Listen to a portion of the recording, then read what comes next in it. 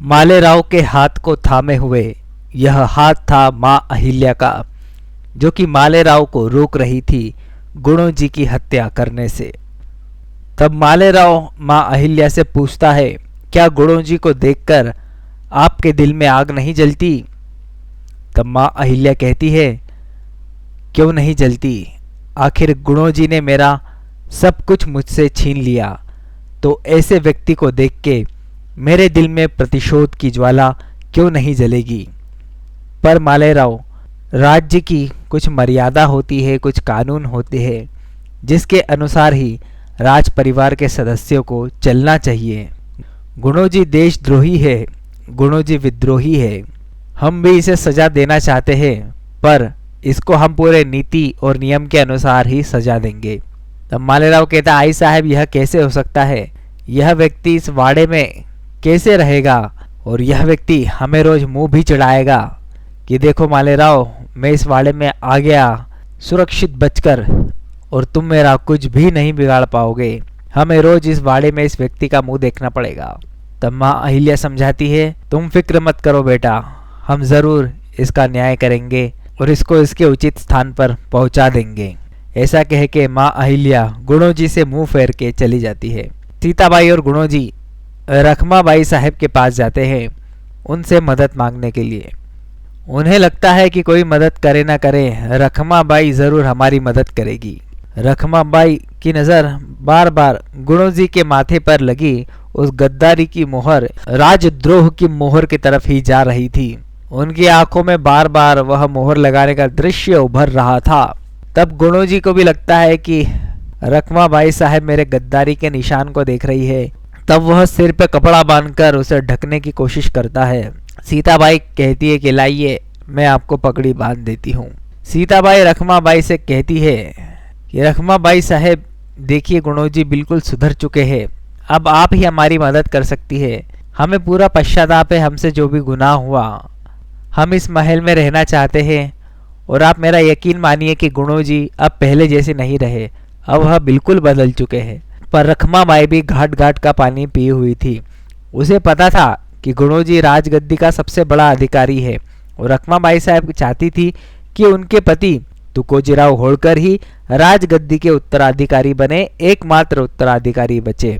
तो रखमाबाई के लिए इसी में भलाई थी कि गुणों जी को किसी तरह वाड़े से और महल की राजनीति से दूर रखा जाए। इसलिए रखमाबाई उनकी मदद करने से साफ इनकार कर देती है और कहती है कि अब जो भी करेंगे मल्हार सरकार ही कहेंगे और करेंगे। सीताबाई साहब रखमाबाई से लाख मिन्नतें करती है, लाख विनती करती है, पर रखमाबाई साहब उनकी एक नहीं सुनती। वहीं माँ अहिल्या के मनोमस्तिष्क में बार बार अपने दिवंगत पति खंडेराव जी का चित्र उभर रहा था, और गुणों जी का वह दृश्य भी उभर रहा था जब वह अपने जुर्म को कबूल कर रहा था और कह रहा था, हाँ मैंने ही खंडेराव को मारा है। माँ अहिल्या यह सोचते सोचते जा रही थी। यहीं गुणों जी भी रखमाबाई के हाथ जोड़कर उनसे विनती कर रहा था कि हमें रहने दो, पर फिर वह कहता है कि देखा सीता, मैंने कहा था ना। और यहाँ पे गुणों जी भी हाथ जोड़ के ऐसा दिखा रहा था कि जैसे उसे यहाँ पे आने का बहुत पछतावा है, उसे अपने किए पे बहुत पछतावा है। और वह सीताबाई से बार बार कह रहा था कि देखो सीता, हम वापस से चलते हैं अपने वहीं कुटिया में वापस, इस वाड़े में अब हमारे लिए कोई जगह नहीं। तब रखमाबाई भी कहती है, हाँ अब जो भी करेंगे मल्हार सरकार ही करेंगे। तभी मालवा के जंगलों में बताया जाता है कि एक बच्चा खेल रहा था। वह लकड़ी इकट्ठा कर रहा था, उसके हाथ में एक डमरू था जिसको वह बजा रहा था। वह लड़का काफी खुश लग रहा था। वह तभी अपनी जेब में से एक एप्पल निकालता है, यानी कि सेब फल, और उसे खाने की कोशिश करता है, पर तभी उसे कुछ सुनाई देता है, जिसके कारण वह पहाड़ के कोने पे जाके देखता है कि आवाज कहाँ से आई है। वह देखकर हैरान रह जाता है कि लाखों की फौज मालवा की तलहटी में खड़ी हुई है। मालवा के पठार के नीचे लाखों की फौज इस तरह से खड़ी देख के उस लड़के के होशो आवाज गुम हो जाते हैं। तभी उस लड़के के पीछे से दो घुड़सवार आके उस लड़के को घेर लेते हैं। तभी उनमें से एक घुड़सवार, जो कि कद काठी में बहुत ही लंबा चौड़ा था, वह उतरता है और उस लड़के के पास आकर उसके चेहरे पे हाथ रख देता है और उस लड़के से पूछता है, क्या कर रहे थे तुम, बताओ तो जरा। ऐसा लग रहा था कि वह उस लड़के को प्यार कर रहा है, पर दूसरे ही क्षण लगता था कि उसके मन की भावनाएं अच्छी नहीं है। वहीं बताया जाता है कि दूसरा घुड़सवार उस आदमी को यह बताता है कि यह इलाका बहुत अच्छा है, हमारी 3 लाख की सेनाएं हमारी 3 लाख की सेनाओं पर हम यहाँ से नजर रख सकते हैं और दूसरी तरफ यहाँ से मालवा की सीमा भी हमें दिखाई देती है। तो यह इलाका हमारे लिए सबसे अच्छा होगा। इन लोगों को देख के लग रहा था कि जैसे ये लाखों की सेना लेके मालवा के ऊपर आक्रमण करने वाले थे। इतनी बड़ी सेना तो पूरे मराठा साम्राज्य की मिलाकर भी नहीं थी जितनी बड़ी सेना यह लेकर आए थे। कौन हो सकता है यह राजा जो इतनी बड़ी सेना लेकर आया हो? इसके बारे में अभी कुछ भी नहीं बताया जाता, पर यह जरूर बताया जाता है कि वो राजा जो यह सेना लेकर आता है वह बड़ा ही क्रूर था। वह उस लड़के को काफी सताता है। वह लड़के से कहता है कि बजा के बताओ डमरू। डर के मारे वो लड़के का डमरू नहीं बजता। तब वह उसको क्रूरता से कहता है कि डमरू बजा।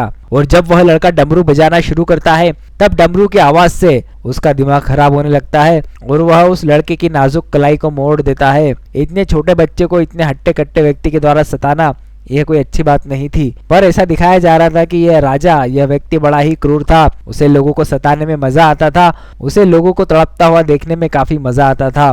यह कौन सा क्रूर आतताई है जो कि मालवा पर कब्जा करना चाहता है लाखों की फौज को लेकर? इसके बारे में फिलहाल कोई जानकारी मौजूद नहीं है। वहीं वाड़े में बताया जाता है कि द्वारका रानी साहेब मल्हार सरकार के कक्ष में आती है, जहां पर गौतमा रानी साहेब भी उपस्थित थी।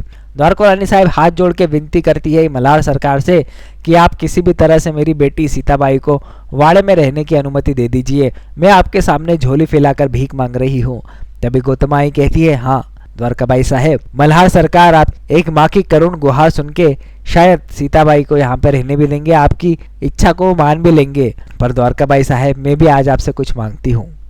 मुझे मेरा बेटा लौटा दीजिए, मुझे मेरी संतान लौटा दीजिए द्वारकाबाई साहेब। द्वारकाबाई यह सुन के हैरान हो जाती है कि वह कैसे लौटा सकती थी किसी मरे हुए व्यक्ति को वापस। द्वारकाई के समझ में नहीं आ रहा था कि वह इस क्षण पे क्या बोले गौतमाबाई साहेब से। गौतमाबाई साहेब कहती है कि इतना बड़ा गुनाह जब करा है गुणो जी ने, चाहे क्या हुआ, वह आपकी बेटी का पति हुआ, पर इतना बड़ा अपराध करने वाले व्यक्ति के लिए मालवा में कोई जगह नहीं हो सकती। मल्हार सरकार भी गौतमाई साहेब के दर्द को समझ रहे थे और वह भी उनका साथ दे रहे थे, उन्हें सांत्वना दे रहे थे। परंतु फिर भी द्वारकाबाई साहेब भी एक माँ होने की गुहार देती है और कहती है कि एक माँ होने के नाते आप भी एक माँ का दर्द समझिए। हमने एक बेटा तो खो चुका है, कहीं हम अपनी बेटी भी ना खो दे, क्योंकि सीताबाई जिस हालत में रह रही है मुझे नहीं लगता वह उस हालत में ज़्यादा दिन तक जिंदा रह पाएगी। वह गोबर के उपले बेचकर अपना गुजारा कर रही है, कड़ी धूप में काम कर रही है, हमारी फूलों से नाजुक राजकुमारी जिसके पैर कभी मखमल के गलीचे से नीचे नहीं उतरे थे। ऐसी कठोर धूप और जिंदगी में शायद वह जीवित नहीं बच पाए। मल्हार सरकार, आप कृपा करके सीताबाई को इस वाड़े में जगह दे दीजिए। यह सब बातें माँ अहिल्या भी सुन रही थी और तभी माँ अहिल्या उस कक्ष में भीतर आती है और फिर आगे बताया जाता है कि गुणोजी चीता के समान लकड़ी को जमाकर उस पे अपनी पत्नी के साथ बैठ जाता है और आत्मदाह करने की कोशिश करता है अपनी पत्नी के साथ। पर एक तरफ यूं भी दिखा रहे थे कि गुणोजी की वही पुराने वाली शातिर मुस्कान, जो कि यह बता रही थी कि गुणोजी के मन में कितना बड़ा खोट है। कुत्ते की दुम चाहे सालों तक भी सीधी नली में डाल के रखो, वह टेढ़ी की टेढ़ी ही रहेगी। तो गुणोजी भी कुत्ते की वही पूंछ था जो कि सही होने का नाम नहीं ले रहा था। अब इस संकट से कैसे उबर पाएगी माँ अहिल्या, जहाँ एक तरफ घर का भेदी है तो दूसरी तरफ दूसरे राज्य का राजा लाखों की सेना लेके द्वार पे खड़ा है। देखेंगे हम अगले एपिसोड में।